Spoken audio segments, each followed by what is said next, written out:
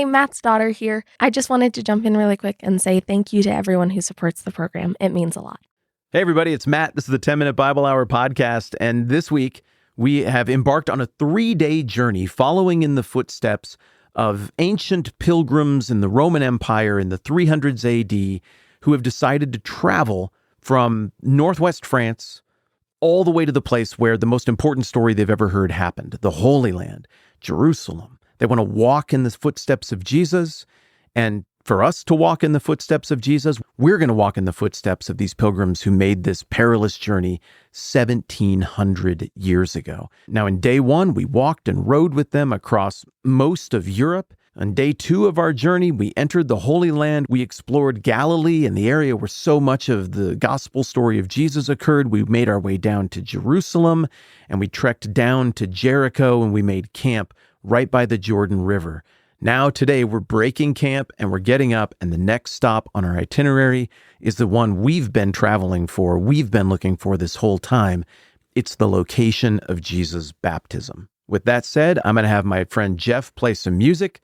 Then we're going to go find a shallow spot to cross the southern end of the Jordan River and see if there's anything left for us to look at Bethany beyond the Jordan. Here we go.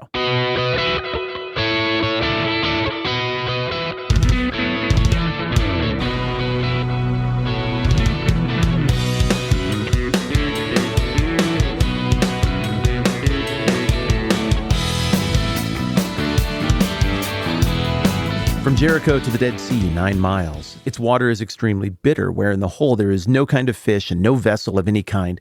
And if someone casts himself in so he might swim, the very water turns him over. It's true, I've been in there. That's what it does. It's so salty, your buoyancy's all screwed up. You get in there and you're just bobbing around like an idiot.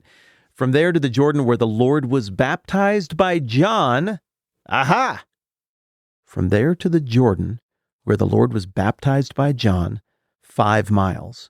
Now, we can tell from context clues that the traveler has turned north going up the Jordan River from the top of the Dead Sea now, and it says there is a place above the river, a little hill in that shore, where Elijah was seized up into heaven.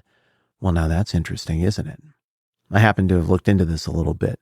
The story goes that it's called Elijah's Hill. It's just on the Jordan side of the Jordan River. And this hill, which really isn't much, has long been said, at least 1,700 years, right? According to this, has long been said to be the place where Elijah was taken up into heaven. Now, you remember our Elijah conversations from, a week or so ago when we're talking about John the Baptist being asked, then who are you? Are you Elijah? And he says, I am not. No, I'm not the literal reincarnation of Elijah, but Jesus confirms that John the Baptist is the idea, the one who carries forward the prophetic mantle of Elijah that's predicted at the end of the Old Testament. Jesus confirms that later on. So isn't it interesting then that if these Bordeaux pilgrims' account is to be believed, that right next to where Jesus was baptized by John the Baptist, who is the new Elijah, if you can accept it according to Jesus, that right literally in the background, like we're talking, I wouldn't look at pictures. We're talking like 100 feet, like a few hundred feet. It's just right there where the baptisms were occurring. The hill of Elijah would have been immediately visible to everybody. And if people knew, like that's where Elijah left, and now John the Baptist is baptizing people right there. And it's kind of like, well, this is where Elijah returned, not reincarnated. Remember, Elijah shows up again at the Transfiguration. He doesn't look like John the Baptist. They're separate people. But we know Elijah handed forward his prophetic mantle of authority to Elisha. In a way, it's kind of now it's been passed down to John the Baptist by the work of the Holy Spirit, by the work of God. So maybe for you and me, we cruise through the Gospels and we're like, well, he's Elijah because he's in that role. But if the original audience knew that there was a thing called the Hill of Elijah right there where Elijah left, and now John the Baptist is baptizing right there. And if the original audience was like, oh, that's it, Bethany beyond the Jordan. Like Bethany beyond the Jordan is where Elijah left. Okay, well, John doesn't spell it out for readers 2,000 years later, but maybe the original audience would have been like, oh, so he's not the reincarnation of Elijah, but I mean, he's right. The last time we saw Elijah, he was standing right there. So that's pretty interesting to me. There's a place above the river, a little hill in that shore where Elijah was seized up into heaven. From Jerusalem, as you go to Bethlehem, 4 miles above the road on the right side is the tomb where Rachel, wife of Jacob, is buried. And then the journey, seems to backtrack and just go north from there. So sort of the return point of this whole pilgrimage, the high point. Remember, I was talking about that chiastic structure. It's a ascending action. Most important thing happens at the middle point, and then descending action that mirrors the ascending action. That's how this is structured. Remember, we're talking about that? Well, the middle point, the turnaround point, seems to be the site of Jesus' baptism at the hill of Elijah. Isn't that very, very interesting? Well, from here, it flips back around into travel itinerary. Okay, we go through again from Heracles through Macedonia, travel. There's a couple of fun little historical notes about the burial place of Euripides and the birthplace of Alexander the Great. That's all very interesting. Going back through Greece. Now we're back to Italy. Now we're back to Rome. Now we're north out of Rome. And now we are back to Milan. And the final sentence is end of itinerary. I just think that's absolutely fascinating. Because I don't know about you, but I read through this stuff and I yearn for adventure. I want to go to the places where this happened. I want to go without a guide. That is how I've done it when I've gone. I want to figure it out with my own access to ancient sources, my own access to the Bible. I want to go on a pilgrimage like this. I don't want to go on a super safe guided tour where everything's done by Google Maps and somebody, Skipper Dan style, repeats all of the exact same jokes and phrases and things that they wrote up one time for their talk. I'm not saying that's bad, and there are very good tours of the Holy Land with very competent people who know their stuff, and they don't just recite things at you. I know this to be the case.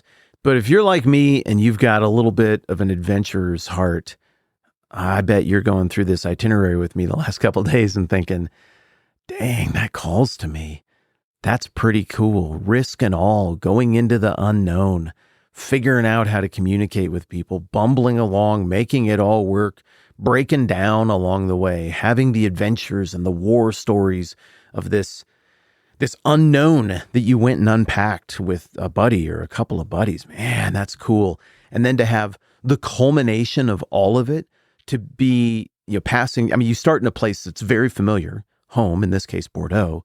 The further you get from home, the less familiar it feels. Rome would have been a pretty cool stop, but probably all of that you just knew by legend and storytelling and secondhand stuff as well. But most of the places you're going as you get further from home are less and less familiar. Like, I don't know any stories about here. I don't know where we are. I just got to keep walking or riding this rental horse down this road. But then as you start to get closer to Jerusalem and you get into the orbit of the Bible story that you've studied so much, all of a sudden you're like, hey, I actually sort of know this geography. I actually know some people who used to live here. I know some stuff. I wonder, if it's 300 AD, I wonder if I know any of the descendants of any of the people who I know from the Bible who are still here.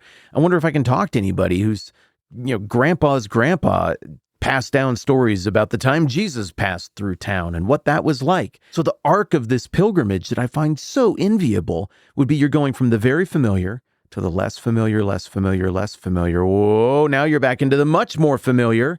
And then you reach that turnaround point and things begin to get less biblically familiar. You get back into the wilds of things you don't know, and eventually you make your way all the way back home. Now, this energizes me. And the idea, everybody says like, oh, if I could travel back in time, I'd go do this. I'd go see Jesus and all of this stuff. Well, if that were eliminated and they're like, no, you can't go within 300 years of Jesus, I'd be like, okay, then I want to go 300 years and one day after the time of Jesus to where all of this stuff happened to see what was still there. Around this same time, the Queen Mother, I don't know if that's what you call it in Imperial Rome, but Constantine's mother, Helena, had the same thought as these pilgrims. And she was like, I'm going to go to Jerusalem. I'm going to find everything that's still there that I can confirm. We're going to document it, and I'm going to bring some stuff back to Rome. So if you don't make it to the Holy Land, but you want a little dash of what these Bordeaux pilgrims experienced, you can find some of that, particularly in English. I think the church is called the Holy Cross of Jerusalem. San Croce in Jerusalem is the name of the church. It's barely inside the walls of Rome. Basically, if you come out of St. John's Lateran and you just keep walking straight down the road out that front door, it's a little bit of a hike, but you can get down there and there's relics that Helena, mother of Constantine, brought back from the Holy Land in like exactly this era that the Bordeaux pilgrims were there. And also, famously, I think it was Helena who brought back the stairs from Pilate's palace where Jesus beat up and injured and everything, where Jesus ascended those stairs. There's a shrine called Scala Santa, Sancta Scala, something like that. It's right next to St. John's Lateran. You have to go up the thing on your knees, but you can go in there, as Martin Luther also did, and you can go up the stairs from Pilate's palace where Jesus was, or I don't know. I think it's Pilate's palace, like the building right there adjacent to the temple complex where the trial of Jesus and everything happened. So the point is, yeah, we're a long time removed from this, but if you're still listening, this stirs your soul a little bit as well, and it's not totally gone. If you go to Rome, if you go to Jerusalem, you can still get some little fragment of this experience for yourself, even if Google Maps is going to make the whole trip overly safe and overly boring for you. Okay, this was fun because we talked about Bible stuff. We talked about deep in Christian history how other people who were long since dead, but Christians before us, responded to Bible stuff. We got to talk about archaeology. We got to talk about how the history of where things are can get a little bit murky and how we can depend on people from the past and what they wrote down to kind of cobble it back together. And we also got a fun little nugget in here from this itinerary that might help us better understand a lot of these questions about Elijah, and that might even point to the providence of God in fulfilling prophecy in having John the Baptist do these baptisms, if indeed the Bordeaux pilgrims had the right spot, and having John the Baptist do these baptisms right next to the hill where Elijah left. Very interesting. Thank you for indulging this week's Bethany Beyond the Jordan side quest. As promised, we'll be getting into the next part of the story in John chapter 1 next time around, where Jesus actually gets baptized. And I think that as we do that, we should just imagine I think the best guess for us as we visualize that story is to picture it where the Bordeaux pilgrims were told that it happened, next to the hill of Elijah, at this Bethany Beyond the Jordan place about 5 miles north of where the Jordan enters into the Dead Sea. You can go and Google that, look at pictures of it for yourself. So as we encounter that story in the coming days, hey, like we've actually kind of put in the work and the effort to earn the right to visualize it in this context, which I think is fun. All right, I've had a lovely time. I'm Matt. This is the 10-Minute Bible Hour podcast. Let's do this again soon.